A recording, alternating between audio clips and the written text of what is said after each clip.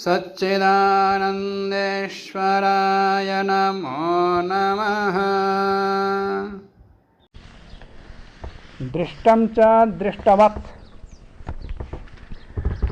और वो संदेह दो प्रकार का है।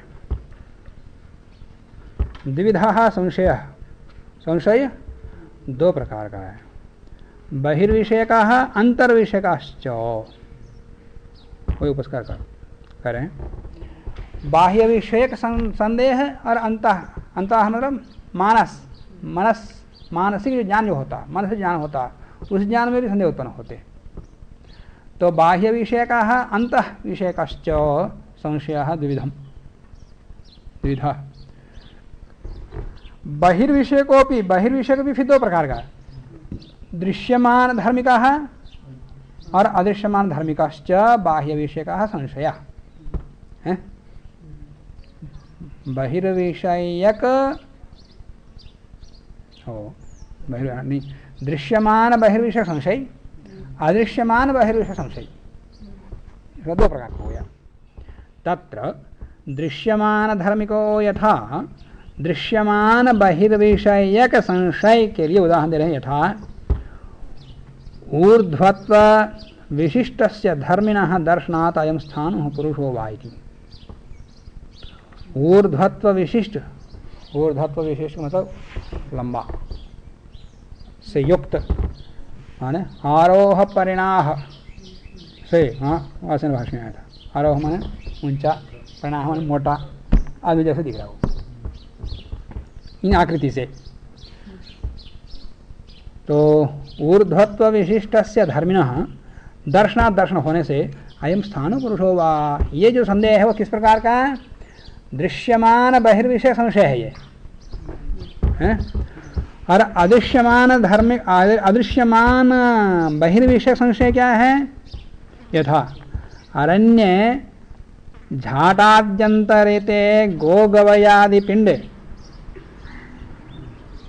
विषाण मात्र दर्शनाद अयम गो हो गवयो वा। जंगल में जा रहा है, झाड़ियों के पीछे की तरफ कोई जानवर खड़ा है, केवल उसे सींग दिखाई दे रहे हैं, उसका पिंड नहीं दिख रहा है। वो गाय है, गवा है, क्या पता नहीं।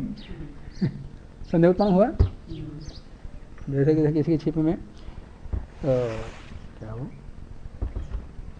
गिरगिट आदि, उसको पूंछ बाहर निकला हो तो ये गिरगिट है या सांप है, बच्चों को होता।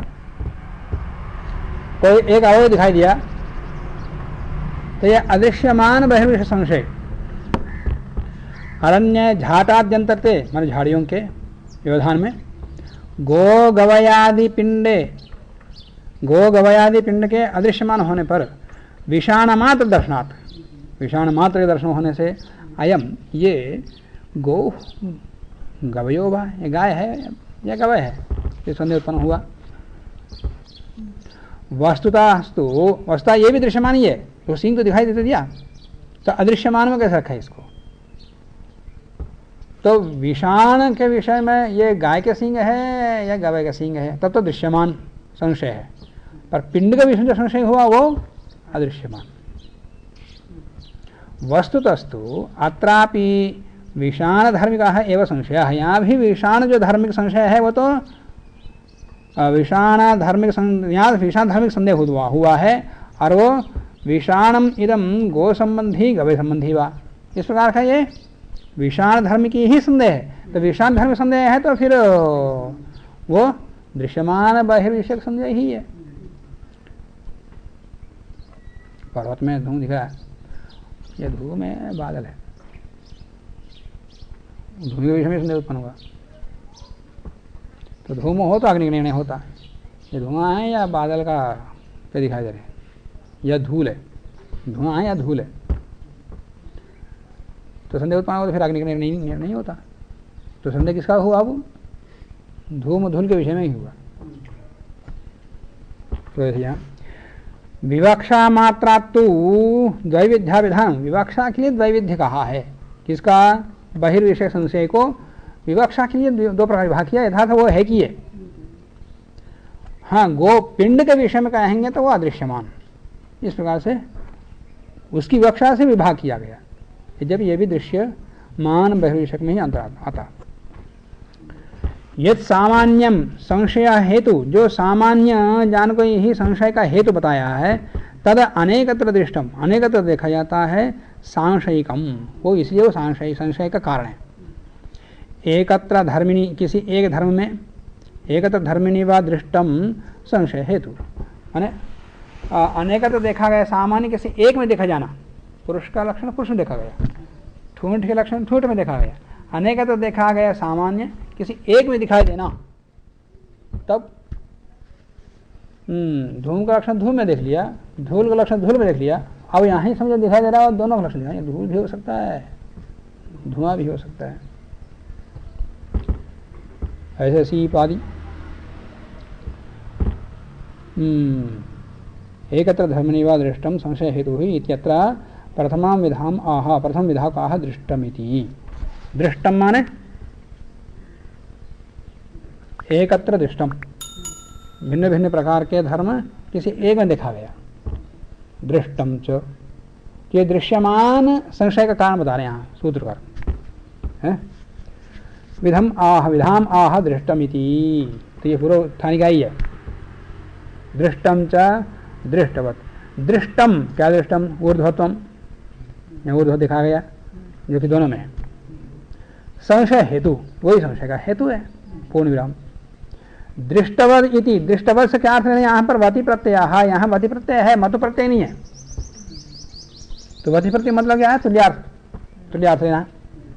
तेना दृष्टाभ्याम स्थान पुरुषाभ्याम तुल्यम वर्तते।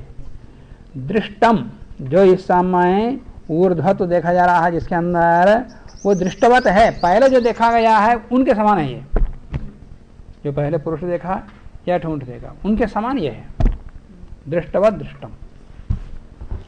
तो स्थान पुरुषाभ्याम तुल्यम वर्तते, स्थान पुरुषों के समान विद्यमान है इस समय। पूर्ववर्तिनी यद ऊर्ध्वत्वम यद दृष्टम, पूर्व सामने विद्यमान जो वस्तु है उसमें ऊर्ध्वत्व देखा जा रहा था, दृष्टत्व संशय हेतु, वो समझने का हेतु बनता है, ऐसा विभाग पूरक बता दिया।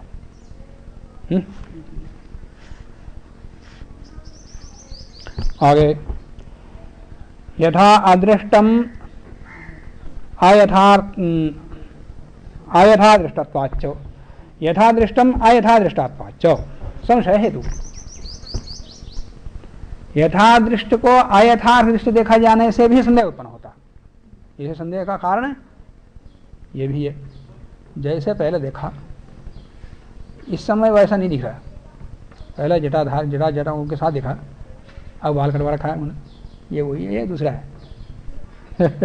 संदेह उत्पन्न हुआ। यथादृष्टम अयथादृष्टा, यथादृष्ट को अयथार्थ के रूप में दिखाई देने से भी संदेह उत्पन्न होता है। या ऊपर से कपड़ा वो लिया, चश्मा पहन लिया, कोई फिर आकृति बदल लिया, ये वही है या दूसरा है, यह भी दृश्यमान ही संदेह का कारण है। एक धर्म विषय दृष्टांतम उदाहरति, एक धर्म विषय वाला, पहले जो उदाहरण दिया कैसा है, वो अनेक धर्मों को एक में आरोपित कर लिया, तो वो संदेह कारण। यहाँ एक ही जटाधारी भी वही है, मुंडित भी वही है, तो एक ही है, उसी संदेह उत्पन्न हो रहा है। एक धर्म विषय का दृष्टांत उदाहरति यथा संशय हेतु इति शेषः, यहाँ संशय हेतु का अध्यार कर लेना चाहिए सूत्र में। चकार से क्या होगा, चकारात पूर्वोक्त समुचयार्थ, पूर्वोक्त का ही माने पहले जैसे देखा गया है यथा दृष्टम, ऐसी समुच्चय के लिए। आयथा दृष्टत्वात् हेतु हो, पहल अयथार्थ के रूप में देखे जाने कारण से हेतु से यथादृष्टमपि, यथादृष्ट भी संशयकम संशयकम संशय कारण होता है। यथा चैत्रः यथादृष्टः केशवान, चैत्र जैसे पहले केशवान देखा गया था जटादि के साथ, कालांतर में अयथादृष्टः, कालांतर में वैसा देखा नहीं गया, माने केश रही दिखाई दिया। केशा विना कृतः दृष्टः, केशा के बिना ही देखा गया इत्यर्थः। क्रमेण क्रमशः तत्र एव चैत्रे, उसी चैत्र में वस्त्रावृत मस्तके, माने वो कपड़ा ढक लिया। ये केश वाला चैत्र है या केश रहित वाला चैत्र, कौन है? एक बार केश वाला भी देखा है, कभी केश रहित भी देखा है, अब कपड़ा ढक रखा है। ये कौन सा धर्म वाला, कौन सा छिवी वाला चैत्र है यहाँ पर? क्रमेण तत्र एव चैत्रे वस्त्रावृत मस्तके दृष्टे सति भवति संशयः, संदेह उत्पन्न होता है। चैत्रोऽयं सकेशः निष्केशो वा इति, वहाँ संदेह उत्पन्न होता है कि ये सकेश है निष्केश है। तो यहाँ संदेह उत्पन्न एक ही में हुआ। अत्र ही चैत्रत्वं समानः धर्म, चैत्र समान धर्म है। संशायकः, वो संशायक है। सच एकत्र एव दृष्टः, एक ही में देखा गया, वो संदेह कारण एक ही में ये। यदि अभिन्न एवं धर्मणि, एक ही अभिन्न उसी धर्मी में दृष्टः, वो ही दृष्टि देखा गया है और वो संदेह का कारण है। विद्या विद्यातश्च संशय, संशय कारण और भी है। विद्या से भी अविद्या से भी संशय होता है। विद्या विद्या से उपलभ्यमानत्वं समानम एवं धर्मम संशय कारणम आह। उपलभ्यमान समान धर्म के संदेह कारण बताते हैं विद्या इति। आंतर संशय, ये आंतरिक संशय है। बाह्य विषय को बाह्य विषय का संदेह कारण बता दिया, अब आंतरिक विषय के विषय अंतः विषय का संदेह कारण बता रहे हैं। आंतर संशयो ही विद्या विद्याभ्याम भवति, विद्या विद्या से होता है। माने यथा मुहूर्तिकाः सम्यक् आदिशति, चंद्रोपरागादि असम्यकपि। माने ज्योतिष ने कहा है कि अमुक दिन अमुक समय चंद्र ग्रहण होगा, तो किसी वर्ष में तो ठीक बताया और कभी फिर गलत हो गया, फिर उसके बाद संदेह उत्पन्न होता है ये ठीक बताया गलत बताया, क्या बता। जब भी बताता हर बार ठीक नहीं होता तो तब तो ठीक, अगर कभी गलत देखा गया तो फिर संदेह उत्पन्न होता है ये ठीक बताया गलत बता रहा, पता और किसी को पूछ ले। और उसको खुद को भी संदेह उत्पन्न होता है कि मेरा जो गणित है कभी कभी गलत भी हुआ, अब जो मैं बता रहा हूँ वो सही है गलत क्या पता। स्वयं को संदेह उत्पन्न होता है।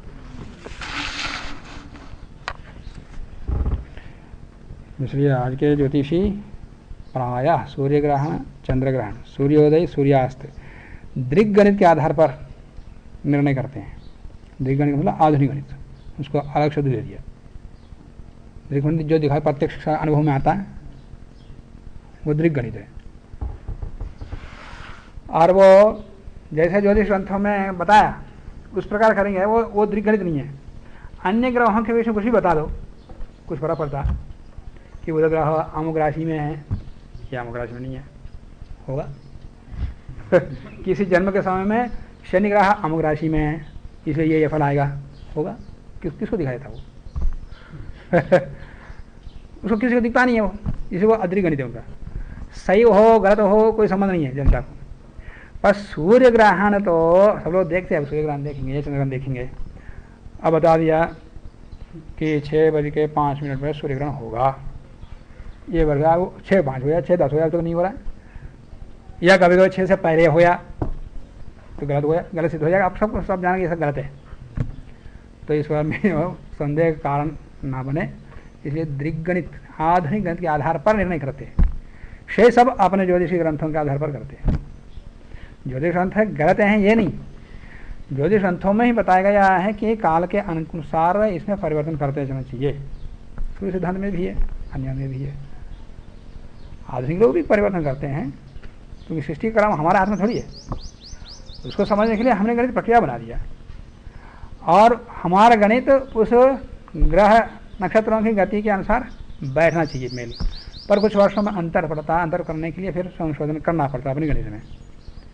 पर हमारे ज्योतिष आचार्य ने कहा कि ये 8 ग्रंथ है, इसमें परिवर्तन नहीं करना। तो वही ऐसा ही गणित करते आते हैं, तो फिर ये गलत होता है।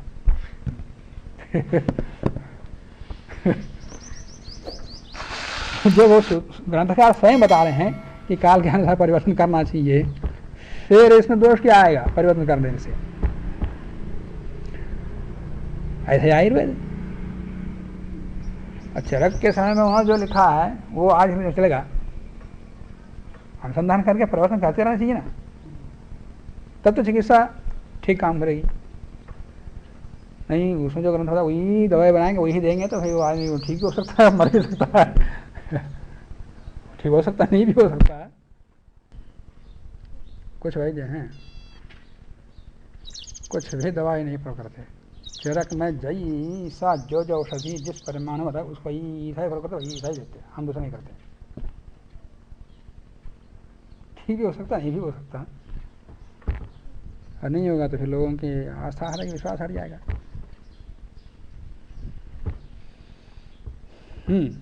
तो वही बता रहे हैं संशय का कारण। मौहूर्ति का ज्योतिषी सम्यक आदिशति चंद्रोपरागादि, चंद्र ग्रहण सूर्य ग्रहण आदि बता दिया। और वो कभी कभी असम्यक भी, कभी को भी बताया। अभी से सम्यक और असम्यक तो पढ़ना पाठ ही है। तत्र स्वाज्ञान, खुद को ही संदेह उत्पन्न होता। अभी जो मैंने बताया सही है गलत पता नहीं, जब सूर्य ग्रहण होगा चंद्र ग्रहण होता पता लगेगा सही है गलत है। स्वाज्ञाने संशय अस्य ज्ञायते, इस विषय में उसको संदेह उत्पन्न होता है। सम्यक आदिष्टम असम्यक वा इति। अब यह संदेह कौन सा है? ये अंतः संशय है, मानसिक ज्ञान का। यद्वा ज्ञानम ही क्वचित विद्या होती, क्वचित अविद्या अप्रमा होती। ज्ञान कहीं पर यथार्थ होता है, कहीं पर अयथार्थ ज्ञान भी होता है, मिथ्या ज्ञान भी होता है, अप्रमा। तथा च न्यायमानत्वात् सत् इदम असद्वा, न्याय ज्ञान अब जान जाता हुआ ये सत्य है असत्य है, विद्या है अविद्या है, ज्ञान दोनों प्रकार का होता है। इति संशय जायते, इसलिए संदेह उत्पन्न होता है। पुनः संशय ग्रहणम यहापि सामान्य प्रत्यक्षादेव संशय अल्पविराम। तो यहाँ पर संशय ग्रहणम यहाँ पर भी जो संदेह उत्पन्न वो भी सामान्य प्रत्यक्षादेव संशय है। सामान्य प्रत्यक्ष से संदेह उत्पन्न होगा, विशेष से नहीं। ये ठीक ही बता रहा ऐसा बोलो तो फिर ये गलत ही बता रहा, विशेष जाना तो बोलता ऐसा, ये सही बता रहा पता नहीं, गलत बता पता नहीं, तो फिर इसे सामान्य हो गया। फिर तो सामान्य प्रत्यक्षादि सामान्य ज्ञान से ही संदेह उत्पन्न हुआ, न तो निमित्तांतरात, अन्य कोई निमित्त नहीं है। माने संशय का जो लक्षण बताया 3 प्रकार का, वही लक्षण इस प्रकार के संशय में भी उत्पन्न होता। सामान्य प्रत्यक्षात विशेषा प्रत्यक्षाद जो बताया वो लक्षण यहाँ भी घटित होता, कोई दूसरा निमित्त नहीं संशय का। अंतः संशय में भी, अंत विषय संशय में भी वही निमित्त संशय का, न तो निमित्तांतरात, निमित्तांतर से संदेह उत्पन्न नहीं हुआ। इसी सूचनार्थम संशय, यहाँ दोबारा संशय पाठ क्यों किया? ऊपर से अनुमति आ सकती थी, दोबारा संशय क्यों किया? इसलिए बता दिया। वो जो संशय का निमित्त कारण बताया वही कारण यहाँ भी है, उसको सूचित करने के लिए दोबारा संशय पर लिया। तथा च, इस प्रकार से समानानेक धर्मोपत्तेः विप्रतिपत्तेः उपलब्ध्यनुपलब्ध्या व्यवस्थातश्च विशेषापेक्षो विमर्शः संशयः, ये न्याय दर्शन का सूत्र है। इति गौतमीय लक्षण है, जो गौतम लक्षण गौतम महर्षि के द्वारा प्रणीत जो लक्षण है संशय का, उस लक्षण में उपलब्धि अनुपलब्धि अव्यवस्था, मान उपलब्धि की अव्यवस्था अनुपलब्धि की अव्यवस्था, वो भी संशय कारण बताया है। पृथक एवं संशय, वो संशय कारण अन्य है, वो संशय कारण यहाँ नहीं बताया ना। उपलब्धि की अव्यवस्था अनुपलब्धि की अव्यवस्था, जो संशय कारण वहाँ बताया है वो भिन्न ही है। उपलब्धि अव्यवस्था अनुपलब्धि अवस्था इति अस्य पृथक एवं संशय कारणत्वं यत्किंचित उक्तम तन्निरस्तम, ये पृथक ही संशय कारण है, उस पक्ष का निराकरण किया है कि यहाँ भी वही का निमित्त है, अन्य कोई निमित्तांतर नहीं है।